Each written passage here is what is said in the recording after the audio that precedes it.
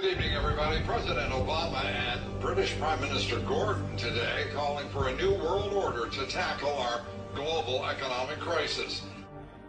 It's been a long time coming, but tonight, because of what we did on this day, in this election, at this defining moment, change has come to America.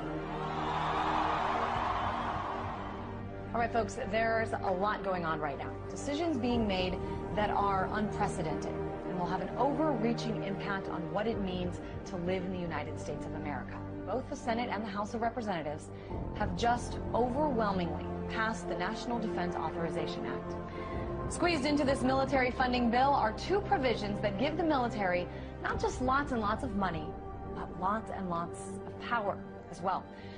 A new generation of surveillance drones could soon be watching us all. The Federal Aviation Administration is expected to announce plans to expand the use of domestic drones in American airspace.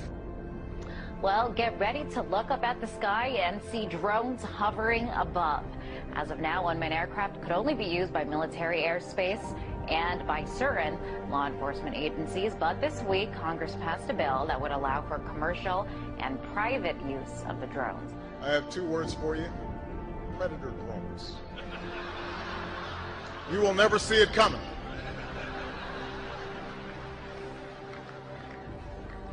You think I'm joking? We're shopping and dining over Thanksgiving and maybe watching some football games. Big government Republicans and Democrats were busy shredding the last vestiges of the Constitution. Senators John McCain and Carl Levin want to enact a law that would declare the entire United States of America a battlefield for the military.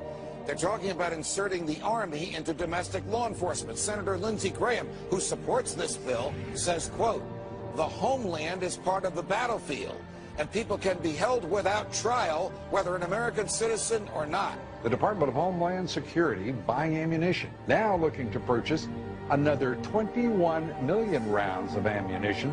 This in addition, of course, to the 1.6 billion rounds that Homeland Security has bought in just the past 10 months.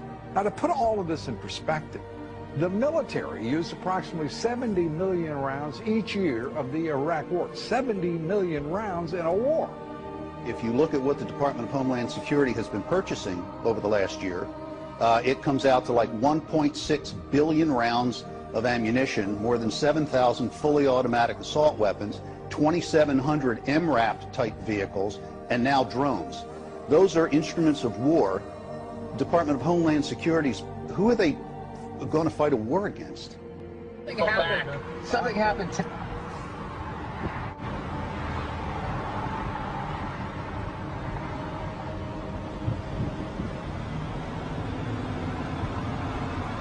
The affirmative task we have now is to actually create a new world order. Important breaking news out of Boston: a pair of bombings rocked the finish line at the historic Boston Marathon. It was never meant that we would have this gigantic police force from the federal government. I mean, we had martial law up there. FBI and all these agents coming in and closing things down, going to people's houses. Do we close down cities because there's 10 murders over the weekend in Chicago? We don't do that. But here we close down a whole city, not even allowed to go to a baseball game. I mean, I think it's very, very scary when I look at some of those pictures. The military likes to perform war games, so that's why we're seeing military on the streets practicing. They are actually practicing. The tanks that we see on the streets and the National Guard patrolling neighborhoods and the practices that they're doing with our local police department, this is all in preparation for martial law, so that when they do actually lock down the country, they've got everything secured. Law. Particularly to hear President Obama claim the power to keep people in prison indefinitely with no charges against them, no conviction, no sentence, just imprisonment. It's particularly stunning to hear him make that claim in the middle of a speech. This last week, the U.S. Congress passed a bill, which means that we have now institutionalized and codified martial law. Right now, the battle against terrorism involves all of us. Everybody in this country is a potential terrorist. We don't even understand freedom anymore. We are a country that is headed towards socialism, totalitarianism, beyond your wildest imagination. I have to tell you, I'm doing a story tonight that I wanted to debunk these F.E.M.A camps. I'm tired of hearing, you know about them? Sure. I'm tired of hearing them. I wanted to debunk them. Well, we've now for several days done research on them. I can't debunk them. I don't know anything about them. It is our government. If you trust our government, it's fine. If you have any kind of fear that we might be headed towards a totalitarian state, look out, buckle up. There's something going on in our country that is ain't good. And they find a little red dot or a little blue dot on their mailbox, and they wonder what the little red dot and blue dot is.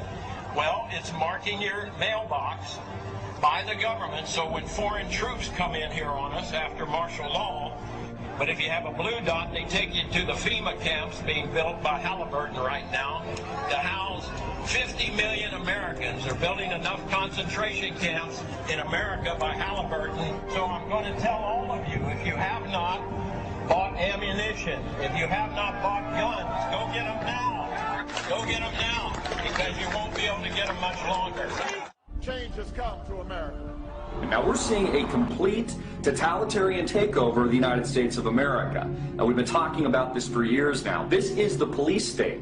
This is the police state. This is what a total breakdown of our society looks like. But we're seeing all of this intensify. This is all intensifying around the Second Amendment. Should we be able to own guns or not? Let's take guns away from the people.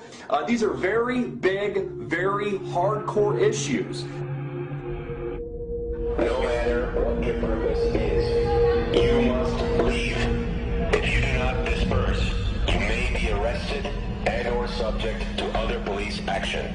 The use of riot control agents and or less lethal munitions, which could cause risk of injury to those who...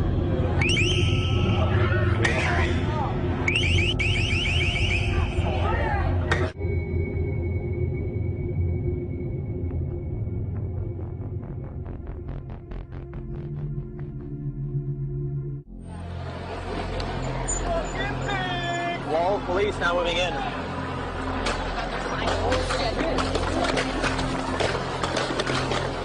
City of Pittsburgh Chief Police, I hereby declare this to be an unlawful assembly. I order all those assembled